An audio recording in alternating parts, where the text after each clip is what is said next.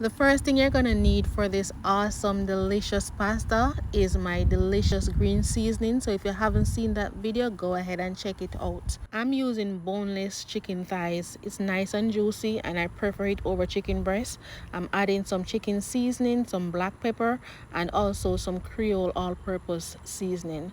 For the shrimp, we're adding Creole all-purpose seasoning, black pepper along with the green seasoning. To my heated pot, I added some olive oil. We're going to go ahead and stir fry the chicken thighs. Keep them nice and juicy, don't let them dry out. Next, we're going to go in with the shrimp, give them about 3 minutes. We're going to go ahead and make the sauce in this very pot, but before that we're going to go ahead and cook our pasta. Whichever pasta you want to use, I'm using rotini. I love it.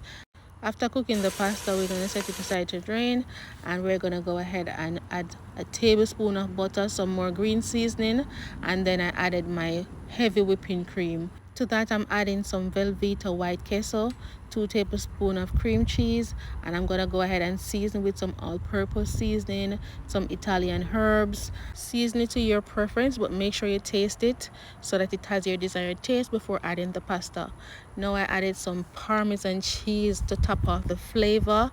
Added my pasta and I'm gonna let it simmer, but before that we're gonna go ahead and add the shrimp and the chicken. Just let it simmer for 2 minutes and that's it. All right, it was super delicious. We had some friends over from church and they said that it's the best pasta they've ever had. Do not sleep on this recipe. Your kids, your husband, your entire family will enjoy it. Thanks for watching and enjoy the rest of your week.